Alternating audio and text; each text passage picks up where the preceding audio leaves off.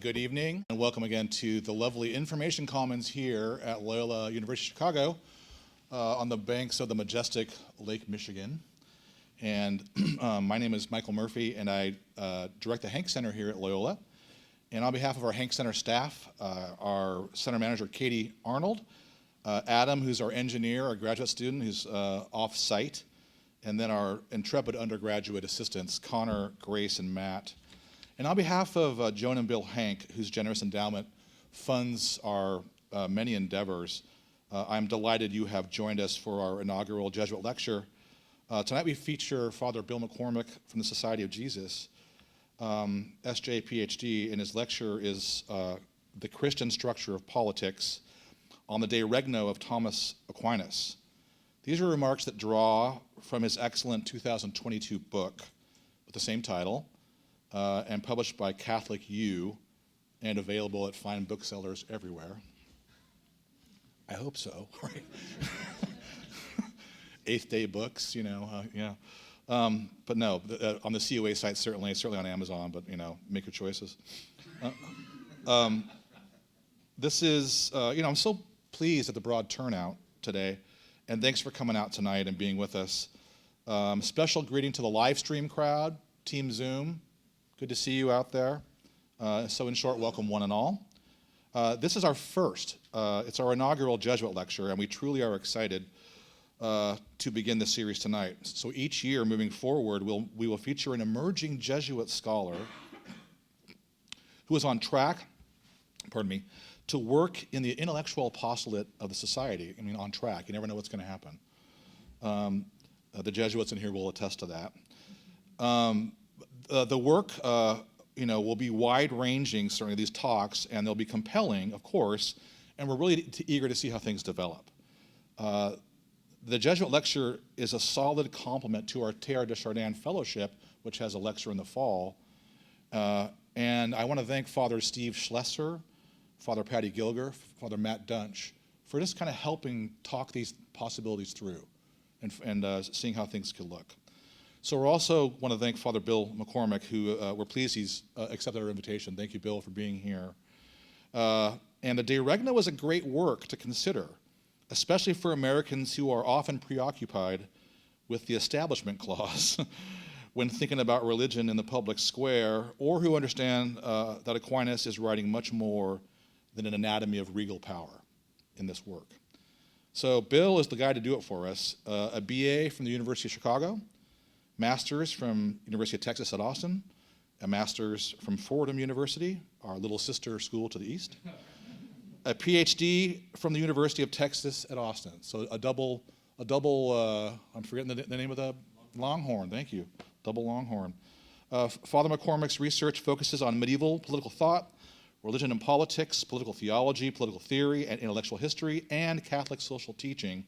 And I dare say that evidence of each research expertise will appear in tonight's lecture in some form. I think Bill's about 45 minutes of speaking, and then we open it up. So please take notes if you want to engage Bill, or just, something you want to kind of comment on. This is what we're all about here. We're highly dialogical here. And Team Zoom, feel free to type in a question, and we'll integrate you as well through the wonders of technology. So for now, we look forward to the Christian structure of politics on the De Regno of Thomas Aquinas, and let's welcome Father Bill McCormick to our midst. Thank you.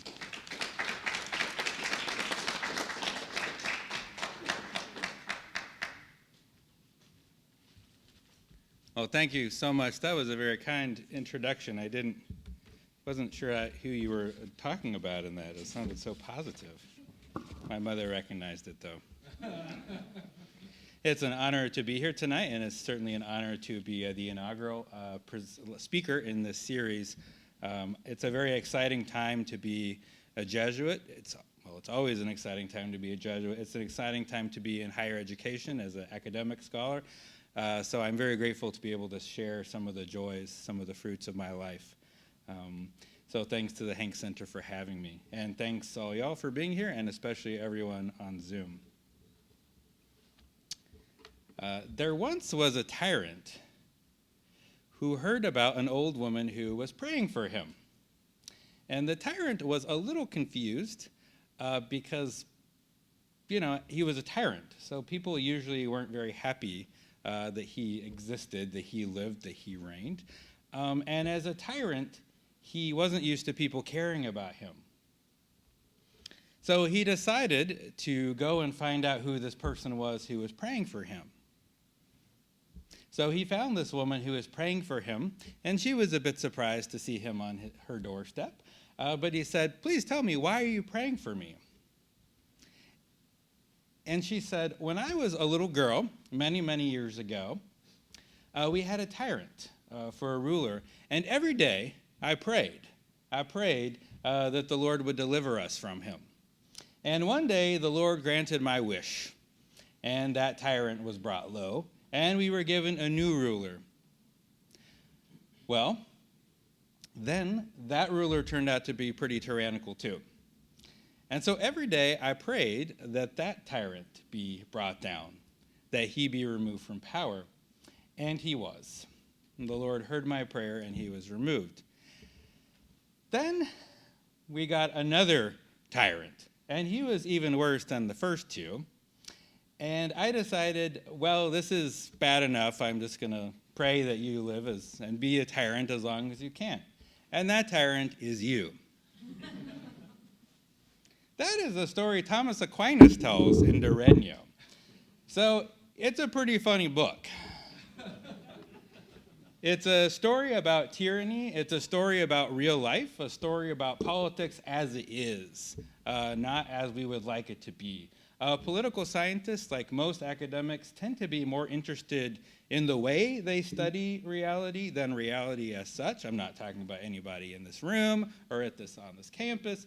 But it's quite clear that in Regno, Aquinas is quite fascinated with politics as it exists. And I can't think of a more fun topic than the notion of a tyrant who's pretty terrible and then gets replaced by somebody even worse, who's pretty terrible and then gets replaced by yet another terrible person. That's politics, and it deserves to have a science. Yeah. So I like that story, first of all, because it's Aquinas, and everybody's surprised that Aquinas has such a wonderful sense of humor. But it's also wonderful because I think it kind of captures where a lot of Americans find themselves today in the 21st century, that things are bad and things are getting worse.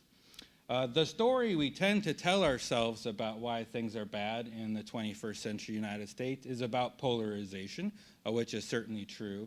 We are polarized, we are deeply divided, and there's a lot of data about that. The polarization narrative tends to obscure, however, some other salient facts about the U.S. political culture. We're not just polarized, we're also disaffected.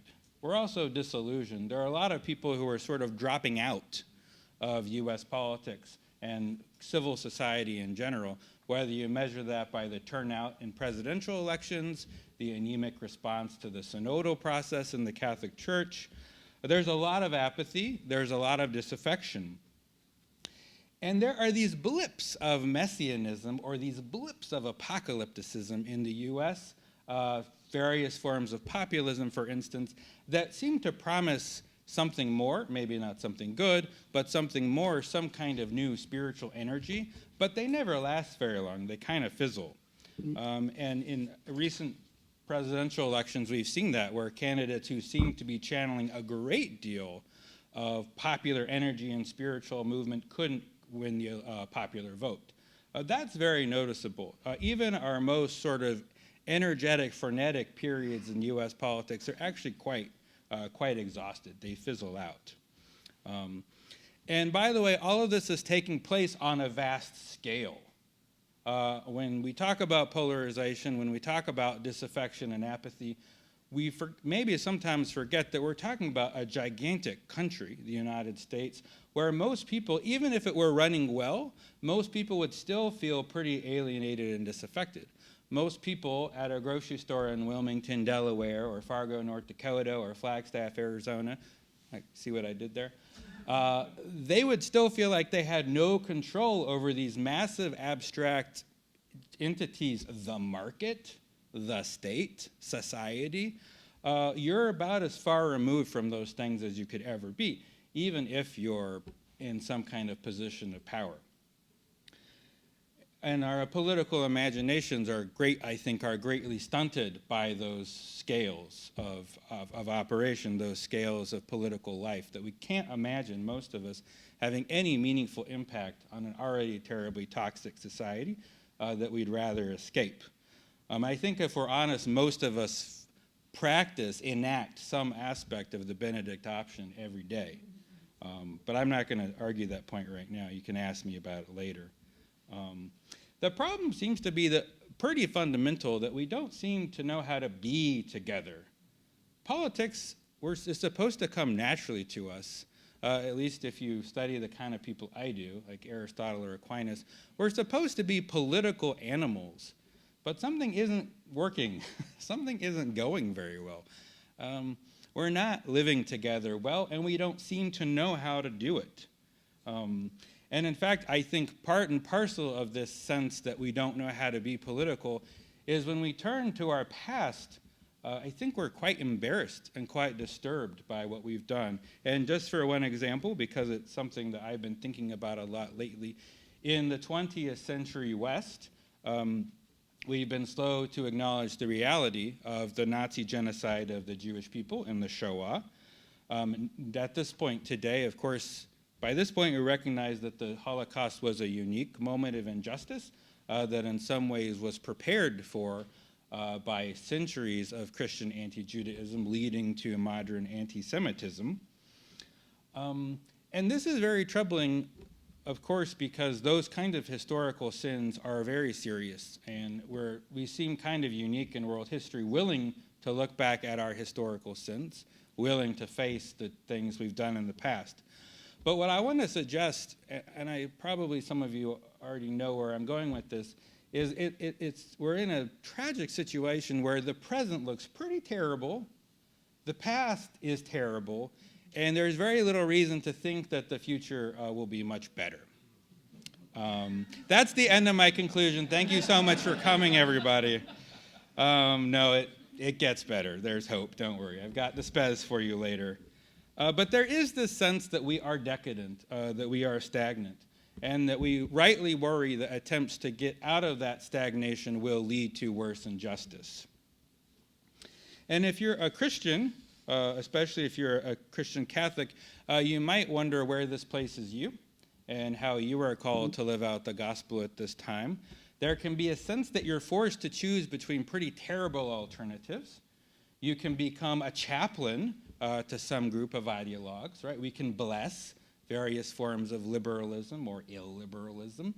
We can bandwagon on pre-existing ideologies. We can try to retreat in some way, in ways that often gets labeled the Benedict option now. But that's unsatisfying too, for reasons I'm not going to get into. And so a lot of Catholics and Christians today, again, find themselves caught between these really terrible alternatives where we don't seem to offer any solutions to the problem. We seem stuck in the same trap that other people are stuck in. My friend Russ Hittinger, a few years ago in First Things, argued that much of Catholic political theology, for these sorts of reasons, seems stuck making certain kind of claims about how religious people are not actually threats to the common good. We're not actually here to oppose the common good. And in fact, we can offer positive resources for the common good if people would just give us a chance. And his argument, of course, wasn't that we don't. His argument wasn't to oppose or reject those claims, but just to say, again, it seems like Catholics and Christians are stuck. Are we supposed to just be chaplains, again, to pre-existing ideologies that are in contention with each other and offer no clear path forward? Or are we supposed to somehow absent ourselves and go into the desert? And meanwhile, I haven't said anything about the gospel. This notion that human beings are made for something greater, or made for something maybe even infinite that transcends this morass, this mortal coil, and all of the sin and dirt and grime that seems to besot it in our time. Thomas Aquinas would not, I don't know what I did. I touched something. Anyway, now you don't have to see my face, so it's probably for the best. Thomas Aquinas would not seem to offer much to our world today. He has, if you know anything about Thomas Aquinas, he has a very secure but staid place in the history of political thought. And what I have argued in a few places, when I just want to gesture at today, is this idea that the way we tend to talk about Thomas Aquinas, we do secure him a place in the history of political thought, but by so doing, we tend to do just that, to place him in the past. Isn't it nice that there was this time when people believed in the natural law? Isn't it wonderful how this thing, common good, meant something? Well, that was his time period. That's when he had something to say to us. And I think one way to think about that is that for most of us, Thomas Aquinas tends to be presented in pretty monovariable or monocausal ways. So if I did a survey, and I've actually done surveys with my undergraduates at St. Louis University, when you think of Thomas Aquinas, what do you think of? And it's amazing how many come up with the natural law, which is wonderful. I'm in favor of the natural law, by the way. I'm going to go on record today. But what's striking about our treatments of Thomas Aquinas is that tendency just to do that, to reduce him to some idea, to some concept. So for much of the neo-Thomistic revival of Aquinas and modernity, he was associated with the natural law, right? Everybody knows that's Aquinas' thing. After the war, we developed other sort of accounts of him that emphasize, no, he's really into virtue ethics. That's what Aquinas is focused on, or the common good. But you see where I'm going with this. He's presented as somebody who has one idea, and we can deploy that fairly sloganistically.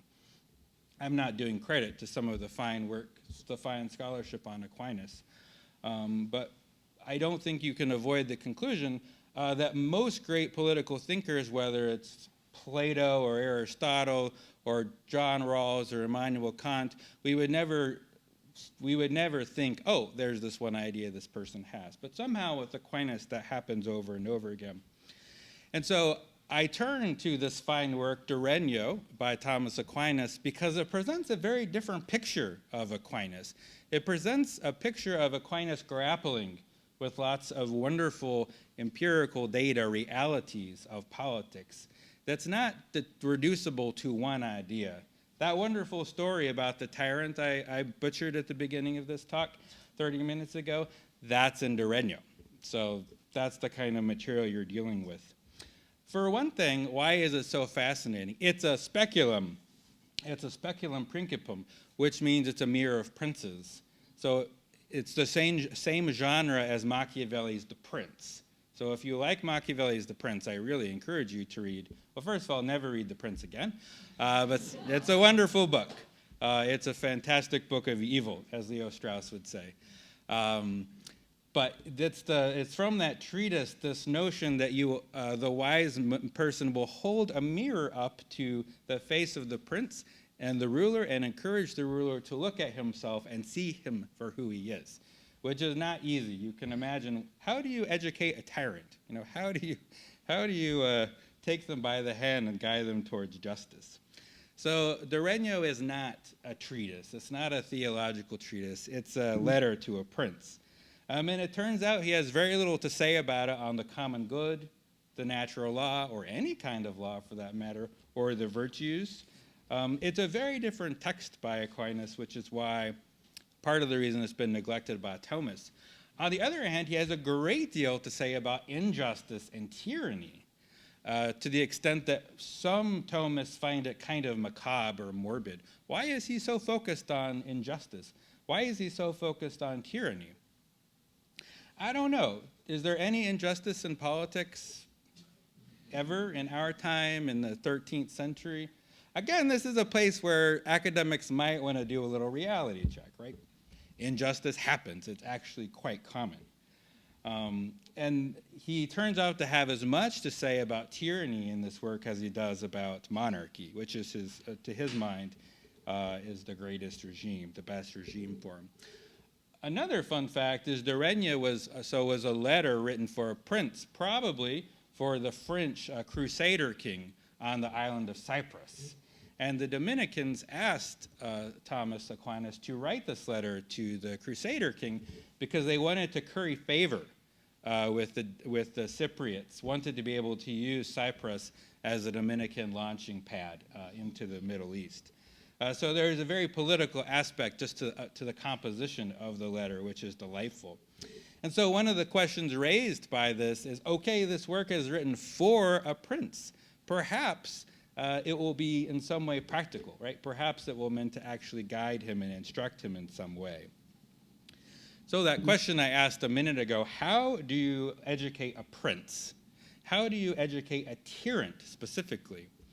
I think that's a really fun question for all of us to ask because in our political lives, we tend to have strong opinions about how other people should be leading their, exercising their political power. But how would we talk to them if we actually wanted to change their mind? That's very different. We're pretty good at letting people of different other political opinions know that they're wrong to our satisfaction, right? Oh, I really showed him. No, I didn't actually. But what if I actually wanted to change someone's mind? So this is where Machiavelli's The Prince comes back in. Fantastic work. Machiavelli wants to encourage the prince to see that the vices are actually virtues, right? That they are actually what's going to get you ahead in life.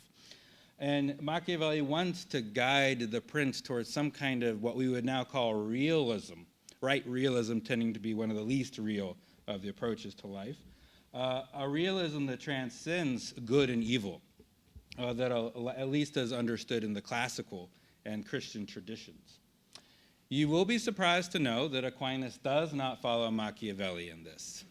Not only because, yes, I know it's very strange, not only because he was writing hundreds of years beforehand, but also because he does think that vice and virtue get at something meaningful about political life.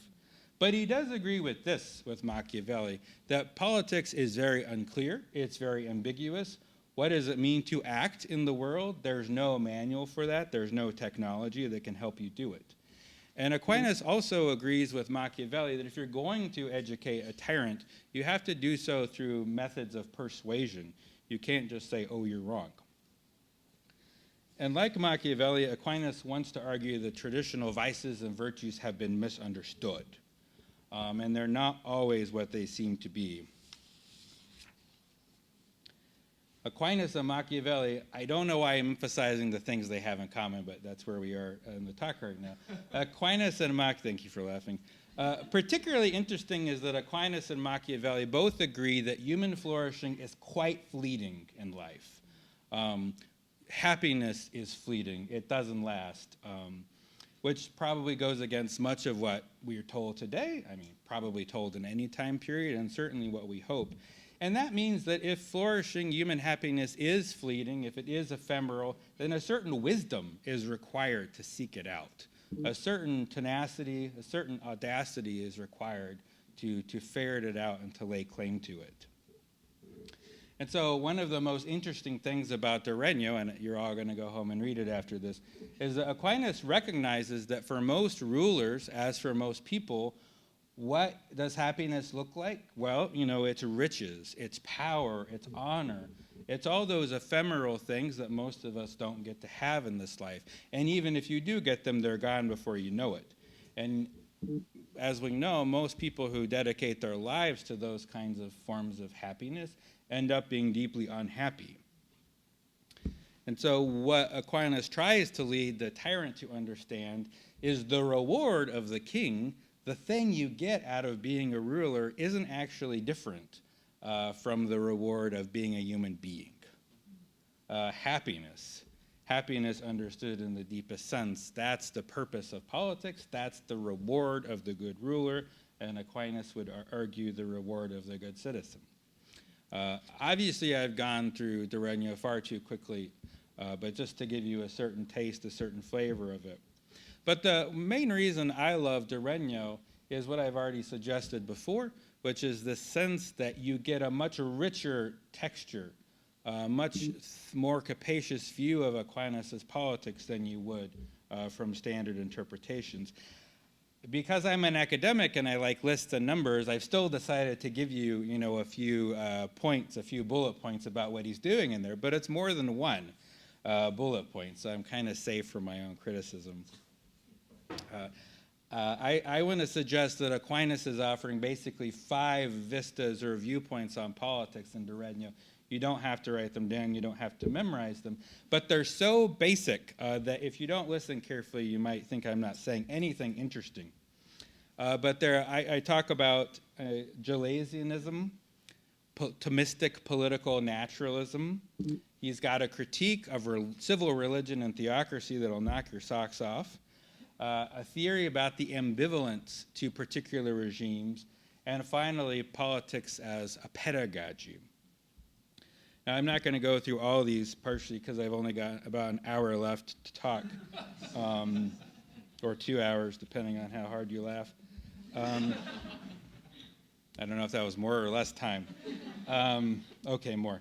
Gelasianism, I'm going to labor that point a little bit. Everybody knows about Pope Gelasius, the 5th century pope, who argued that there are 2 powers, or a power and an authority. And this is a fundamental theme of Christian politics that I want to return to in a minute, dualism, the notion that there is a distinction, however you want to put it, between humans' religious or spiritual end, their transcendent end, and their temporal or secular or mundane end. So that often gets reduced to church and state. And that is so embedded in Western culture that we tend to assume that it's just a fact about the world, like gravity, or gravity is probably not a fact either. It's probably an interpretation. It's a very good one. It's better than anything I have. But that kind of dualism is a gift of Christianity.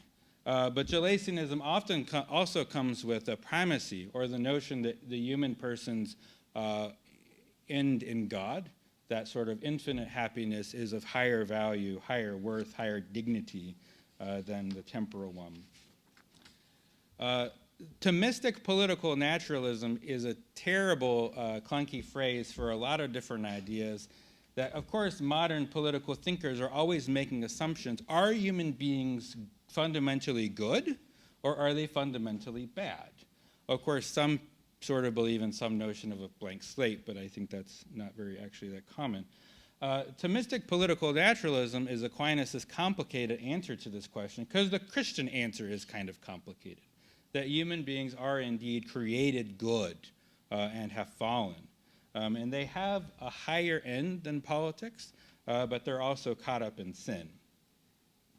Aquinas' critique of civil religion and theocracy is a thorough rejection of either one of those ideas. So it's not legitimate for religious authority to reduce political authority to its sort of subaltern, and on the other hand, you can't have a kind of civil religion where religion serves politics.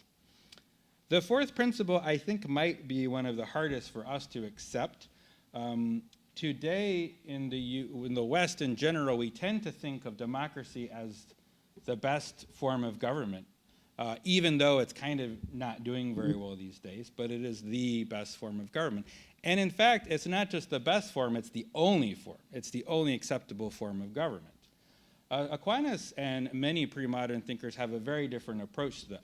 Aquinas disagrees. He doesn't think that democracy is the greatest form of government. He thinks it's monarchy, although that's complicated because, as somebody will want to mention later, in the Summa Theologia, he does talk about the goodness of the mixed regime. So you don't have to ask me that question later. I know you're raring to go. But what's important for Aquinas is that monarchy, although it's the best regime form, it's not the only acceptable regime form. He does think that there are multiple forms that governments can take, and he recognizes that different peoples will have different reasons for enacting different forms of government. And the last point I would make is about pedagogical humility. There's this notion in Regno, and I think it's very rich, is that politics is a practical activity. Politics, in the first place, is not about getting the right answers to questions, theoretical questions. It's not, in the first place, about building the perfect institution, but it's about trial and error. It's about lived human experience. And yes, we do have brilliant or theoretical reflections on politics. But politics is fundamentally a practical activity. And so you need to do politics to figure out how it works best. And I'm not going to get into this right now. You can ask me later. But wouldn't you say that's one of the obvious problems in the U.S. today, is very few of us are able to do politics in any meaningful sense. We can talk more about that why. So if you read Aquinas' De Regno, and I've raced through these 5 principles as I've raced through everything in this talk, I hope you get a sense of how it's just got this incredible attentiveness, this great attention to the daily grind of politics more generally.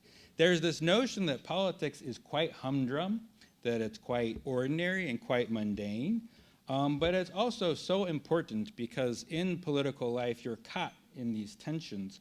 You're navigating all these wonderful basic facts about human nature that don't go away. And all the while you have in politics these great expressions of human excellence trying to come forth. Right? You have humans trying to be human in the most perfect, beautiful way possible, which I don't think he would like this term, but I sometimes beginning to think about Aquinas' approach to politics in terms of a spirituality of politics. I'm glad there are no Dominicans here. I hope there are no Dominicans here, 'cause they would explain why it's terribly wrong. But I think there's something there about, again, if politics is a lived experience, if it is a practical activity, and it is a place where we're navigating hopes and dreams and despair and confusion, then we do need something. Yes, sure, we need some kind of theology of politics, whatever that would be. But we also need to recognize how politics is condition driven by the spiritual, and to return to what I suggested earlier, very much the transcendent, very much the infinite. And so I'm coming back to my question toward the beginning of how do we live together, and have we forgotten how to live together? I guess it might be convenient for us to assume, although I don't know if this is true, that in some earlier age in world history, human history, politics felt more natural, and somehow we could do it without thinking about it. I don't know if that's true. And then at that point, the task of political philosophy, of political science, was to take a step back and reflect on why is it seemingly so reflexive for human persons to engage in politics? And what does that say about human nature? Today, I think we're in a different situation from that one, if we were ever in that one, where we don't seem to know how to be political. We don't seem to know how to live together. And we approach these kinds of texts, or at least I approach these kinds of quests, with a certain urgency, with a certain desperation, hoping, will he please teach me how to do this thing that Aristotle assures me I already know how to do, or at least have the basic facilities to do. And actually, that's best case scenario. The worst case scenario is we turn on cable news, hoping some of those people will have wisdom for us. That's all I'll say about that.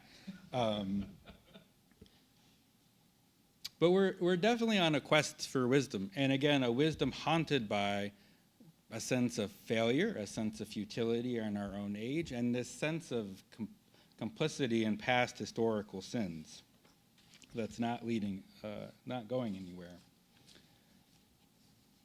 I think that Aquinas' 5 principles and the text of De Regno, they're not going to give us any quick fixes to this problem. And if I claimed that they would, then of course I'd be contradicting myself. So you can rest easy there. Reading a book, figuring out its content, it's not going to get us out of our current scenario. It's not going to get us out of our basic situation.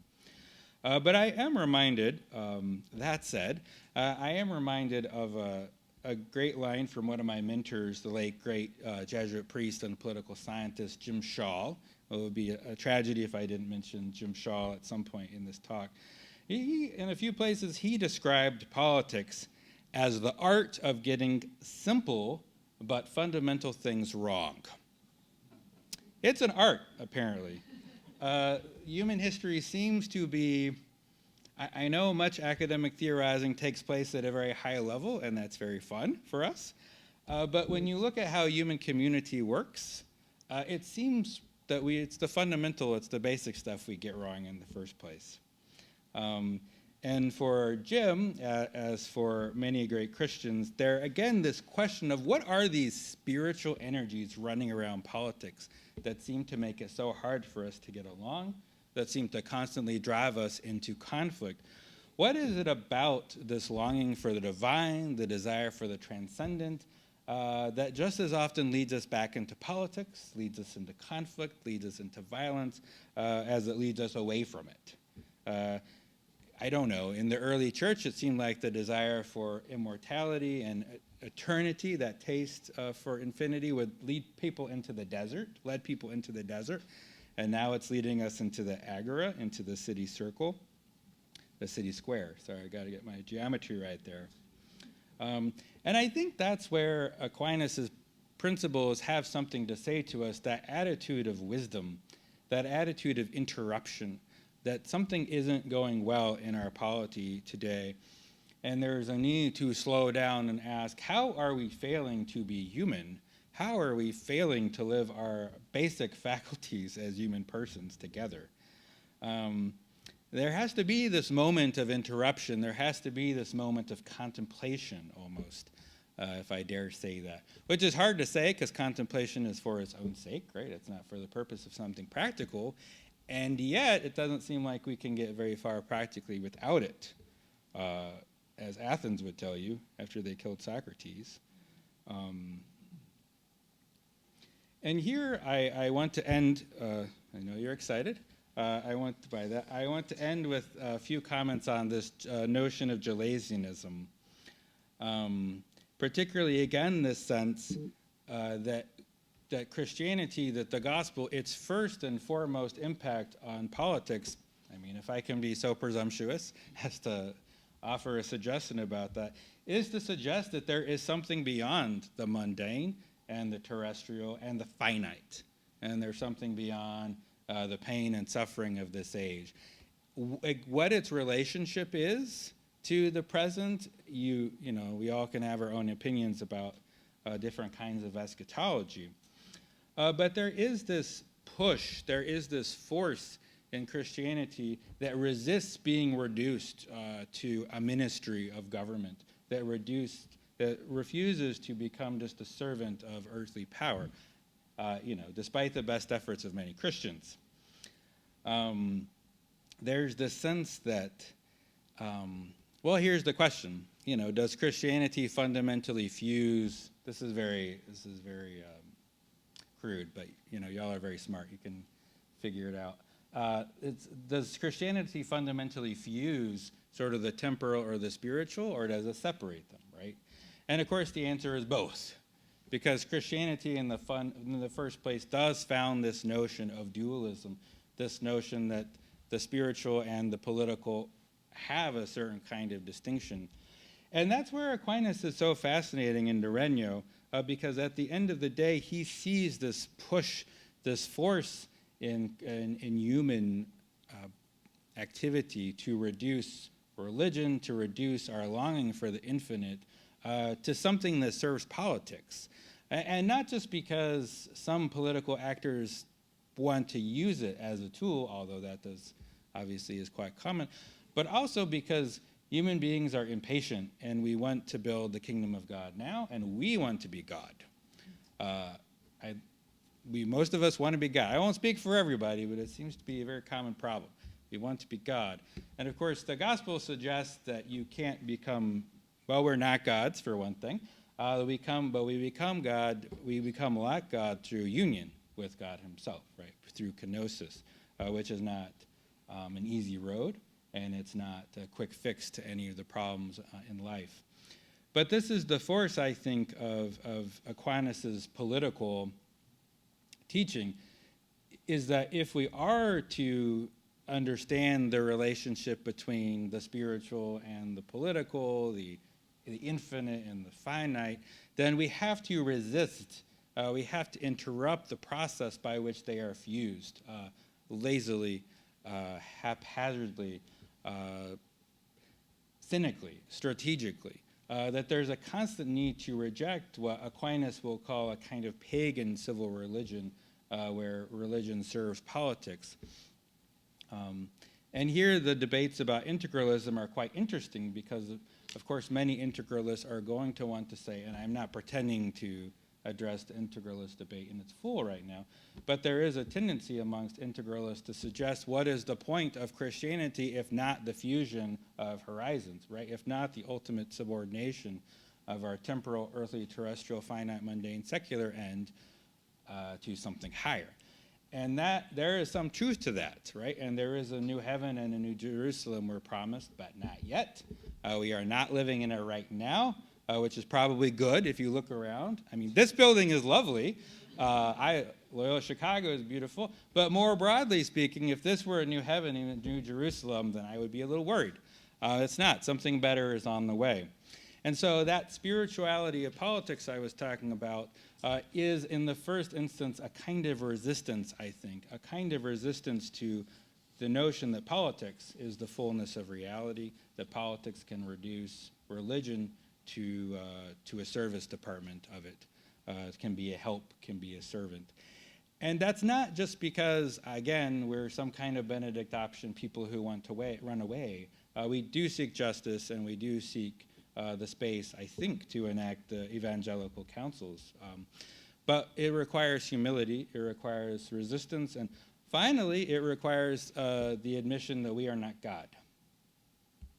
I think that's the smartest thing I've said so far, so I'm going to stop there. Thank you.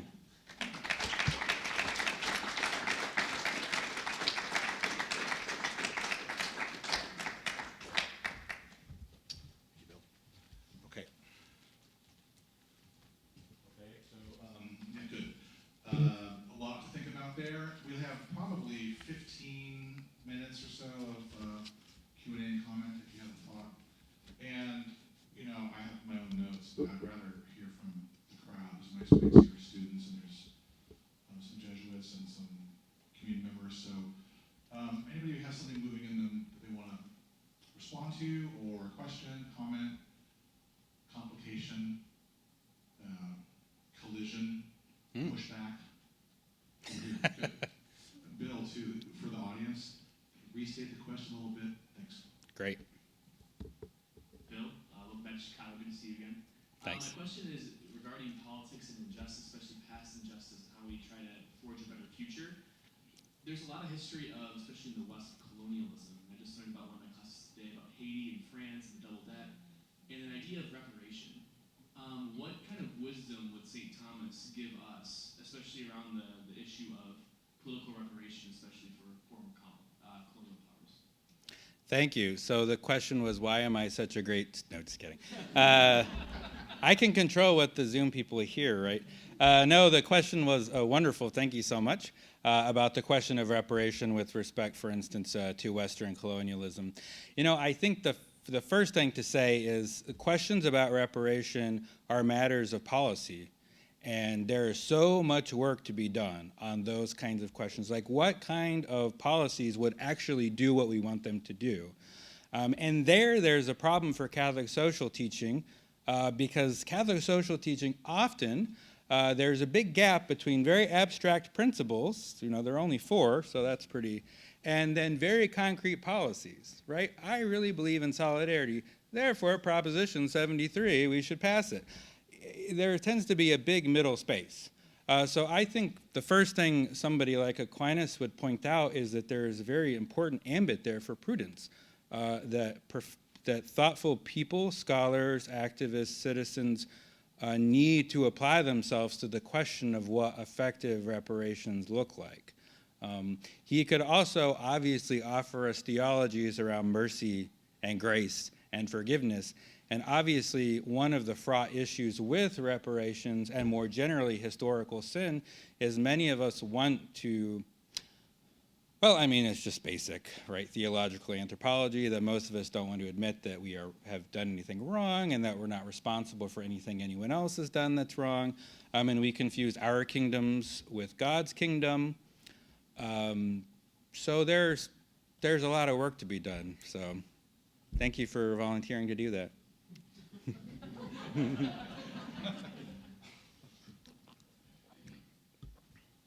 name is Matthew. I'm a second-year student. So my question is about the Galatian diarchy, it's usually called, right? Yes. Given his teaching about how the temporal power is subject to the spiritual power in Aquinas, he presents that in De Regno. And then given what you said about how Aquinas is trying to be very practical with De Regno, it seems like if you were writing De Regno today, him saying that, sort of obviously stating that the state should listen to the church on matters of faith, seems very impractical today. And so I guess my question would be, how, if at all, do you think Aquinas would address a circumstance like today where it's just so impractical to implement what Galatians wants, I guess? Great, thank you. So I want to make sure I got that question correctly. Is Aquinas is advocating for a kind of Gelasianism, and at least I have claimed, you don't have to agree, that there's a kind of practical significance or practical emphasis in De Regno, but yet Gelasianism seems eminently impractical for our time period. Is that more or less your question? Yeah, and then how would Aquinas, given the impracticality of it, Mm-hmm. what do you think he would do? Yeah. Thank you. So how would Aquinas respond to, or how would he attempt to adapt Gelasianism for the 21st century? I think one of the most amazing things about Aquinas is his refusal to reduce these questions to institutional turf wars. Everybody knows that medieval political theory and political theology was obsessed with the question of church and state, right? That there were these institutions. And there are a lot of thinkers that that's just not true for. And so Aquinas is very well aware that these questions are never reducible to the coordination of two different institutions.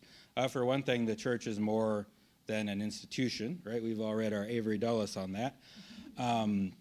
But also this sense that every human person has a responsibility to address these own issues in her or his own soul, and every community has some kind of issue, has some kind of responsibility toward that. So I think that he would not find it very difficult to address your question. I would also, again, just because for him, Gelasianism does have a bearing for institutions, but it's never reducible to the church-state diarchy, which you very helpfully called it. And the other issue, of course, is that there has been an attempt, obviously, how do I say this in a parsimonious way, because I really feel strongly about this. There's nothing more impractical than pretending as though politics and religion were separable, right? As though they were simply materially distinct categories. John Courtney Murray said, a great Jesuit, that church and state, politics and religion would always be overlapping with respect to some of the most basic issues of human life. And he identified things like sexuality, marriage, the family, education of children, not things we thought about today at all. So, to the extent that Gelasianism doesn't have all the answers, and certainly does, as you say, need to be adapted for our time period, but there is no question that we can't avoid those issues. The politics is eminently moral, and obviously morality and religion are eminently intertwined. So we can't avoid those questions. To pretend to do so inevitably is to smuggle in another kind of morality. Thanks. Thanks, Phil. I'm fascinated by the role of public discourse, and I wonder, what's the role of maybe public theologians, or are we maybe missing out on theologians engaging in political issues or engaging in the political discourse, maybe holding up mirrors to the princes, or what might that even look like today? I just think that if, going back into like Bartolome de las Casas and some of the great thinkers who were able to kind of hold that mirror up to the prince or the king, help call attention to some of the issues, maybe there was a change there, conversion or something. And what might that look like today in democracy in the 21st century? You mentioned John Courtney Murray on the cover of Time in 1955. Neebers were part of the political engagement. Right. We don't see that so much anymore, do we? Right. Yeah, and that's what I wondered. Like, what does it look like today? How might we in 2023? Yeah.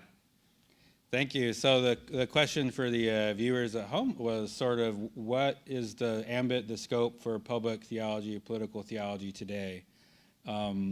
Well, if you don't subscribe to America Magazine, might I suggest you start there. We have a few contributing editors to that in the room. I'll start to answer your question by first disclaiming any credibility, like any sort of I can't answer your question fully. But what I will say is I'm going to go back a little bit on what I said earlier. I mean, there are good things happening in the world today. There are a lot of good things happening in the world today. And I think I come back to this over and over again, is what are the seeds of hope in the world today that we are not hearing because they're local, because they're happening next door.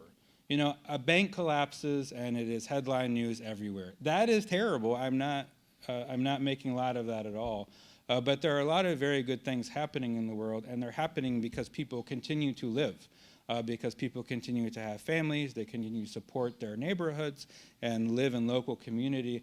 I think that, this is my inner Tocqueville coming out, but I think a lot of the best things happening in the world today are happening where they've always happened, which is at the local level.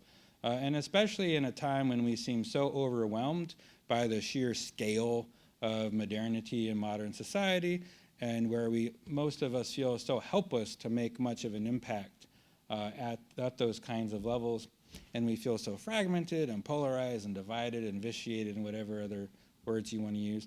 There's a lot going on at the local level. I'll just repeat myself, and I think that's where we're going to sort of get that's the real Benedict option, right? Not running away to the countryside, but staying put and recognizing the gifts of your neighborhood, of your family, of your friends, and living those out.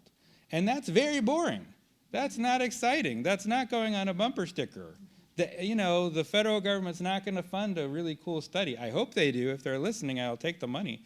But that's not attractive. That's not sexy. But it is the hard work of politics. Very good. I would like to have some more from the crowd, but we're going to work on our Zoom friends here. Hello, Bill. Lovely talk. Could you speak to the role of dialogue in today's polarized climate? Is dialogue enough? Thank you very much. That was a great question. Dialogue, of course, is not enough, but it is necessary. It is important to keep talking to each other. And I think what Aquinas' sort of rhetorical frame for Regno is helpful. I made those points earlier sort of tongue-in-cheek. But a lot of us don't engage others with a very serious attempt to persuade them, to open ourselves up, let them learn who we are. We don't want to actually know who they are. Just to invoke somebody like Carl Schmitt, right? We often tend to think of our interlocutors as enemies to be destroyed. So obviously, the task of dialogue in some ways is that beginning task. I was talking to somebody about Levinas earlier, so might have been you. The face of the other, right? Recognizing that the other is indeed face-bearing, perhaps even imago Dei bearing. And that is very rich dialogue, and it's not supposed to be self-sufficient because that kind of dialogue leads quite quickly into robust communio, or at least that's the idea. Thank you for that. One more from our Zoom friends. Could you speak to what difference it makes that democracy as Aquinas understood it may be very different from the modern constitutional states that we know? What in our experience of politics invites us to rethink some of Aquinas' assumptions about political life? Right. Thank you very much. Certainly the way Aquinas envisions democracy is quite different from the way we envision it. And part of the reason why we think democracy is the best regime form and perhaps the only legitimate regime form is precisely because we have developed it in a much richer way. You go into the political science literature on what is democracy, we cannot agree because it's about 5,000 variables. It is everything good is democracy. Now that's fine. Like, democracy is wonderful, but that's bad conceptualization. That is very conceptual stretching, one might call it. So I do think it is very helpful in these conversations about democracy. What do we mean by democracy? And one of the most obvious things we mean by democracy that would have been less important to Aquinas is participation. The notion of inclusion, that each and every person is involved in his or her polity and his or her own self-rule. And we have to, and we get to reject aspects of Aquinas that don't understand that don't grasp that. And again, that leads us to the problem that we as democratic citizens can feel helpless, that we are not participating in our polity, and that's a problem. And so I think in this circumstances, our problem is not really with Aquinas' notion of democracy, but it's really we are failing to live up to our own notions of democracy. Not to let Aquinas off the hook, but we have a very, very high ideal of democracy. So we need to get to work if we're going to make that a live option. Thank you. We have time for one or two more. Anybody on this side of the room want to comment, question? Great. Yeah, hold on.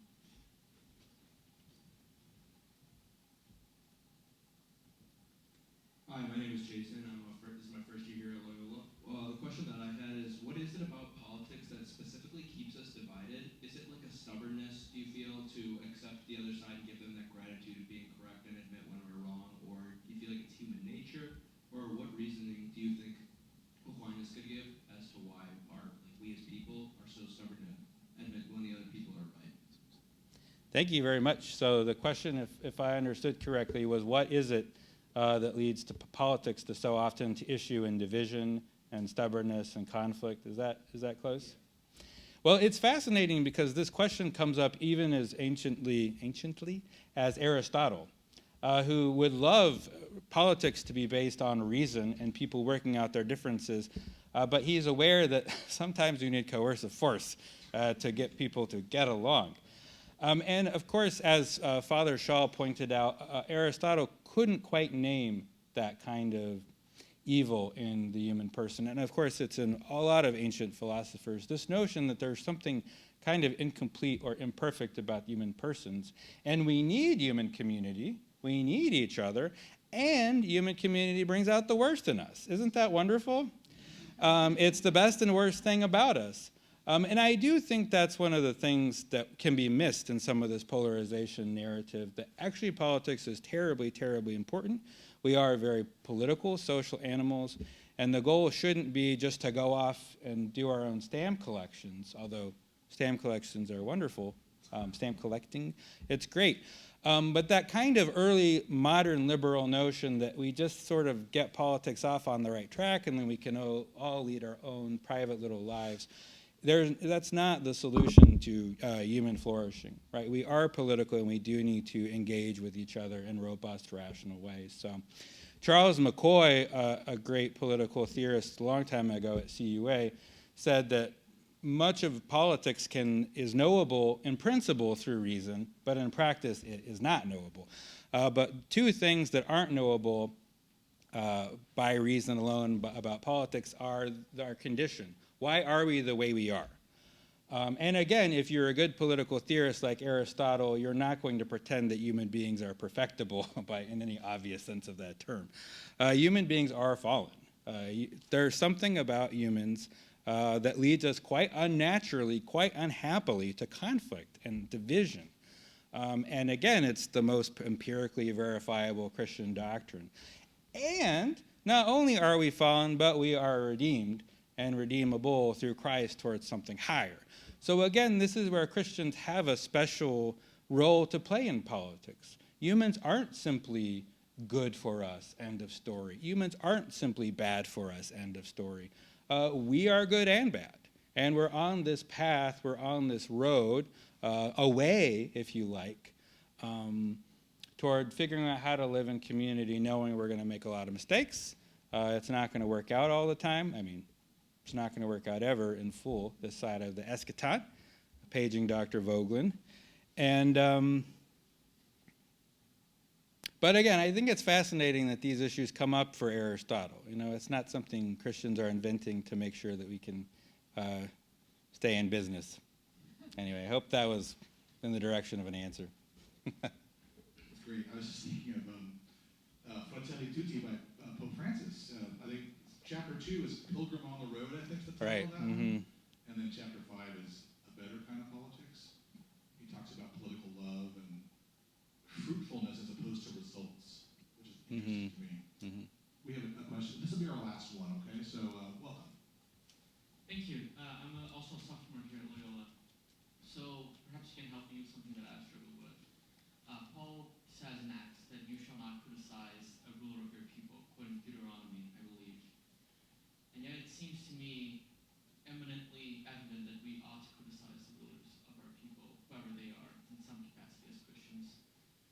So what would Aquinas, or perhaps you, have to say about how we can both criticize the rulers of the people and the institutions that we have in constructive ways while still giving up to Caesar what is Caesar's, while still respecting them in their capacity as legitimate rulers? Thank you. So yeah, the testimony of scriptures in several places in the New Testament suggesting we ought to honor, respect princes, and yet we do seem to need to criticize them. And here, I mean, in terms of St. Paul, obviously Romans 13 is the most famous locus. I'm not a scripture scholar, but I'll talk about it anyway. There certainly I feel like I say that a lot. I'm not qualified to talk about this, but here I go. Of course, in terms of interpreting Scripture, it's very important to put each passage in context and understand what they're trying to say. And certainly, something like Romans 13, Paul is concerned about Christians who think they don't owe anything to political authority and think the Parousia is tomorrow. So I think every Scripture passage needs to be contextualized. I'm not interested in domesticating it, right? I mean, this is the Word of God. It's very valuable. Beyond value, so I don't want to suggest otherwise. I think one way into this is something like what Jacques Maritain said with respect to render unto God what is God's and render unto Caesar what is Caesar.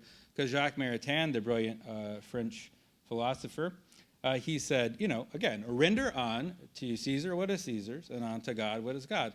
But what is of Caesar that was not first of God? So that's an answer to your question. No, I'm kidding. That's the beginning of an answer to your question, I think.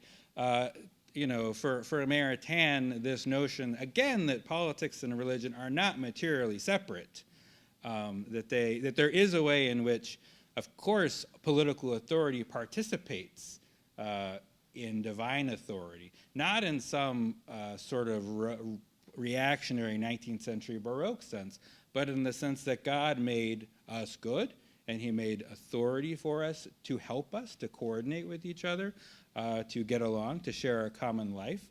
And so the position to criticize, the desire to criticize political authority, to judge it, should begin from that sense of gratitude, that politics is natural, that God created us this way to live together well, to see the imago Dei in each other.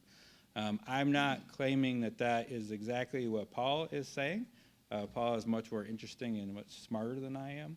But it is something like that. It is something like this notion that we do have to recognize that creation is good and it's in need of redemption, and we're supposed to be in some way participating in that. It's a very strong finish to a very strong talk. We appreciate it.